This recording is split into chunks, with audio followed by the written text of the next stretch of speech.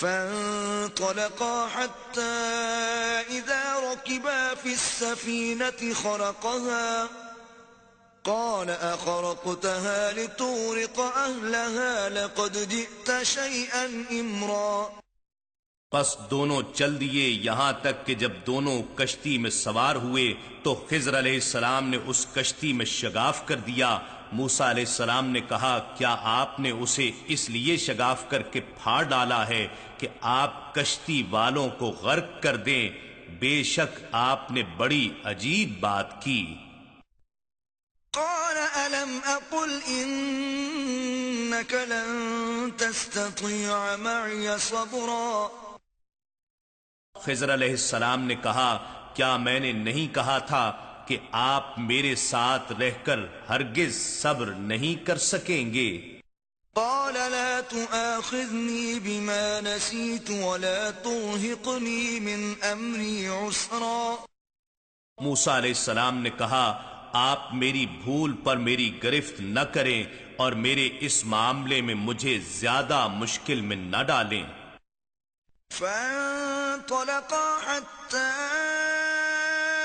إذا لقيا غلاما فقتله قال أقتلت نفسا زكية بغير نفس لقد جئت شيئا نكرا۔ پھر وہ دونوں چل دیے یہاں تک کہ دونوں ایک لڑکے سے ملے تو خضر علیہ السلام نے اسے قتل کر ڈالا۔ موسیٰ علیہ السلام نے کہا کیا آپ نے بے گناہ جان کو بغیر کسی جان کے بدلے کے قتل کر دیا ہے؟ بے شک آپ نے بڑا ہی سخت کام کیا ہے۔ قال ألم أقل لك إنك لن تستطيع معي صبرا۔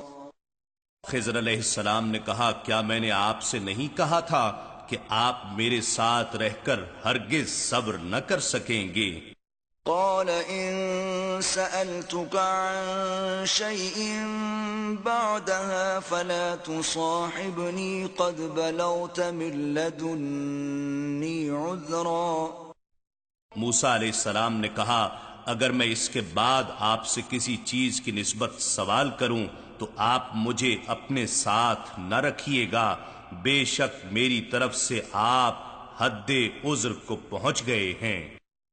فانطلقا حتى إذا أتيا أهل قرية استطعما أهلها فأبوا أن يضيفوهما فوجدا فيها جدارا يريد أن ينقض فأقامه قال لو شئت لاتخذت عليه أجرا۔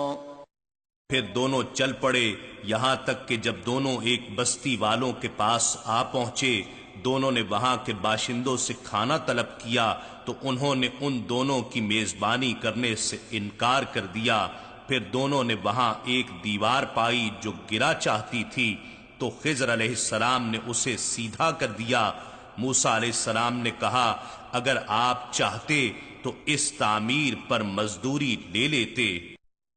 قال هذا فراق بيني وبينك سأنبئك بتأويل ما لم تستطع عليه صبرا۔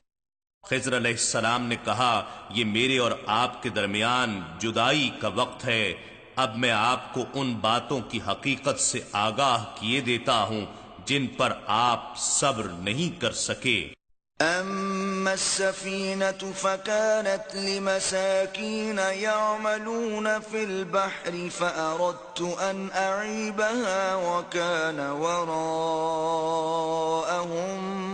ملك يأخذ كل سفينة غصبا۔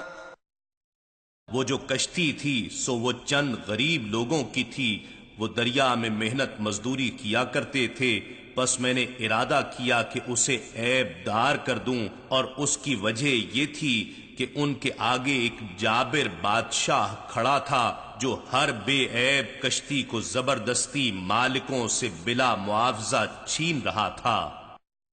وَأَمَّا الْغُلَامُ فَكَانَ أَبَوَاهُ اثنين فخشينا أن يرهقهما طغيانا وكفرا. اور وہ جو لڑکا تھا تو اس کے ماں باپ صاحب ایمان تھے، پس ہمیں اندیشہ ہوا کہ یہ اگر زندہ رہا تو کافر بنے گا اور ان دونوں کو بڑا ہو کر سرکشی اور کفر میں مبتلا کر دے گا. فأردنا أن يبدلهما ربهما خيرا منه زكاة وأقرب رحما. پس ہم نے ارادہ کیا کہ ان کا رب انہیں ایسا بدل عطا فرمائے جو پاکیزگی میں بھی اس لڑکے سے بہتر ہو اور شفقت و رحم دلی میں بھی والدین سے قریب تر ہو. وَأَمَّا الْجِدَارُ فَكَانَ لِغُلَامَيْنِ يَتِيمَيْنِ فِي الْمَدِينَةِ وَكَانَ تَحْتَهُ كَنزٌ لَهُمَا وَكَانَ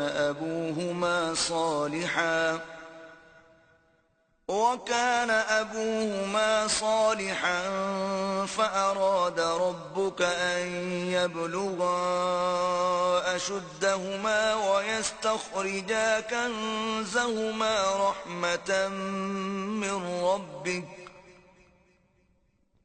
وَمَا فَعَلْتُهُ عَنْ أَمْرِي ذَلِكَ تَأْوِيلُ مَا لَمْ تَسْطِع عَلَيْهِ صَبْرًا. اور وہ جو دیوار تھی تو وہ شہر میں رہنے والے 2 یتیم بچوں کی تھی، اور اس کے نیچے ان دونوں کے لیے ایک خزانہ مدفون تھا، اور ان کا باپ صالح شخص تھا. سو آپ کے رب نے ارادہ کیا کہ وہ دونوں اپنی جوانی کو پہنچ جائیں، اور آپ کے رب کی رحمت سے وہ اپنا خزانہ خود ہی نکالیں. اور میں نے جو کچھ بھی کیا وہ از خود نہیں کیا، یہ ان واقعات کی حقیقت ہے جن پر آپ صبر نہ کر سکے.